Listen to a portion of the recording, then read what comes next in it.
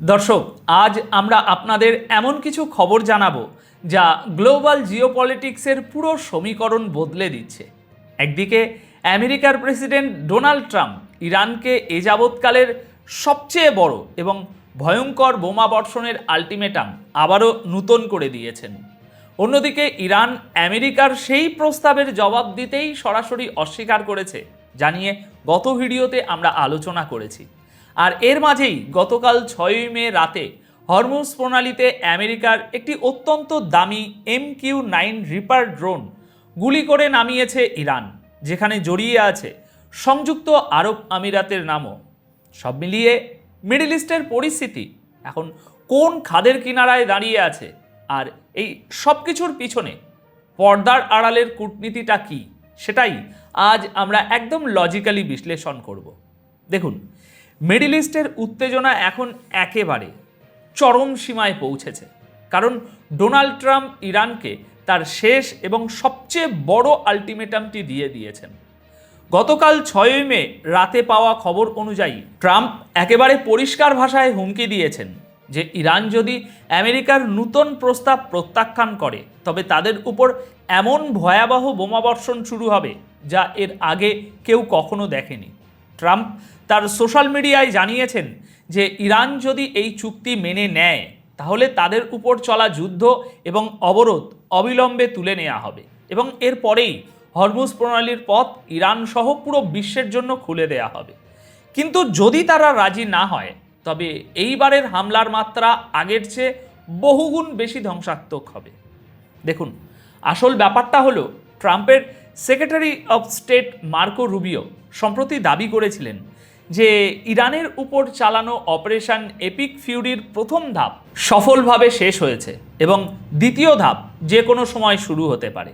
দর্শক, এর পেছনের আসল রাজনীতিটা একটু খেয়াল করুন। আমেরিকার আইন অনুযায়ী কোনো সামরিক অভিযান যদি 60 দিনের বেশি চলে তবে প্রেসিডেন্টকে কংগ্রেসের কাছে ভোটাভুটির মাধ্যমে অনুমতি নিতে হয়। যেহেতু আমেরিকান সেনেটদের অনেকেই ইরানের সাথে এই দীর্ঘমেয়াদী যুদ্ধের বিপক্ষে, তাই ট্রাম্প প্রশাসন চালাকি করে বলছে যে প্রথম অপারেশন শেষ, এবার নূতন অপারেশন শুরু হবে। এটা মূলত আমেরিকান কংগ্রেসকে ধোঁকা দিয়ে বিনা অনুমতিতে যুদ্ধ চালিয়ে যাওয়ার একটা কৌশল মাত্র। কিন্তু ইরান কি এই হুমকিতে ভয় পাচ্ছে? একদমই না। কেউ মানুক আর নাই মানুক, একদিকে ট্রাম্প শান্তির কথা বলে নিজের শর্ত চাপিয়ে দিচ্ছেন, অন্যদিকে বোমা বর্ষণের হুমকি দিচ্ছেন। গত 70 দিন ধরে চলা এই যুদ্ধের চরম উত্তেজনার পরও ট্রাম্পের এই কৌশল কাজে আসছে না। অনেক পশ্চিমা মিডিয়া দাবি করছিল যে আমেরিকা ও ইরানের মধ্যে ডিল প্রায় হয়েই গেছে, কিন্তু ইরান সরাসরি এই খবর উড়িয়ে দিয়েছে। ইরানের পররাষ্ট্র মন্ত্রণালয়ের মুখপাত্র ইসমাইল বাঘি স্পষ্ট জানিয়েছেন যে তারা এখনও আমেরিকার প্রস্তাবটি খতিয়ে দেখছেন এবং কোনো সিদ্ধান্তে পৌঁছালে তা পাকিস্তানের মাধ্যমে আমেরিকাকে জানিয়ে দেয়া হবে। অর্থাৎ আমেরিকা সরাসরি চাপ দিলেও ইরান তার নিজের শর্তেই অটল রয়েছে। বিশ্লেষকদের মতে 70 দিনের এই টানা উত্তেজনার পরও ট্রাম্প হয়তো এখনও বুঝতে পারছেন না যে কেবল হুমকি আর সামরিক চাপ দিয়ে ইরানকে আলোচনার টেবিলে বসানো বা তাদের মাথা নত করানো সম্ভব নয়। পুরো দুনিয়া এখন এই দিকেই তাকিয়ে আছে যে ইরান শেষ পর্যন্ত কি জবাব দেয়। অন্যদিকে গতকাল 6 মে ট্রাম্পকে যখন নিউ ইয়র্ক পোস্টের পক্ষ থেকে প্রশ্ন করা হয় যে সরাসরি আলোচনার কভারেজ করার জন্য মিডিয়াকে কি ইসলামাবাদে পাঠানো উচিত, তখন ট্রাম্প অত্যন্ত রুক্ষ ভাষায় বলেন যে তার এমনটা মনে হয় না। ট্রাম্প জানিয়েছেন তিনি এখন তার জেনারেলদের সাথে মিটিং করছেন। এর মানে হলো আমেরিকা এখনও সরাসরি আলোচনার জন্য প্রস্তুত নয়, অথবা ইরান তাদের শর্তে কোনোভাবেই রাজি হচ্ছে না। এখানে একটা জিনিস আমাদের খুব প্র্যাকটিক্যালি বুঝতে হবে দর্শক, আর সেটা হলো হরমুজ প্রণালীর গুরুত্ব। এই ছোট্ট এবং সরু জলপথটি বন্ধ থাকার কারণে পুরো বিশ্বের অর্থনীতিতে রীতিমতো ধস নেমেছে।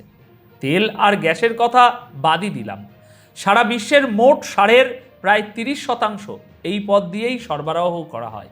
এখন যদি হরমুজ প্রণালী বন্ধ থাকে তবে সারের চরম সংকট দেখা দেবে। আর এর সরাসরি প্রভাব পড়বে কৃষকদের উপর। আর কৃষকরা যখন রাস্তায় নামবে তখন গ্লোবাল ফুড সাপ্লাই চেন ভেঙে পড়বে। সামনেই নতুন ফসল বোনার সময়। এই মুহূর্তে সারের সাপ্লাই বন্ধ থাকলে আগামী দিনে বিশ্বজুড়ে খাদ্যের দাম আকাশ ছোঁয়া হয়ে যাবে। তাই আমেরিকা যদি ইরানের সাথে কোনো সমাধানে আসতে ব্যর্থ হয় এবং এই যুদ্ধ যদি দীর্ঘায়িত হয়, তবে এর মাসুল গুনতে হবে পুরো বিশ্বকে। পশ্চিমা দেশগুলো যতই চাপ দিক না কেন, হরমুজ প্রণালীকে ব্লক করে দিয়ে ইরান আসলে পুরো বিশ্বকে একটি শক্তিশালী মেসেজ দিচ্ছে যে তাদের ইগনোর করলে গ্লোবাল ইকোনমি টিকিয়ে রাখা সম্ভব নয়।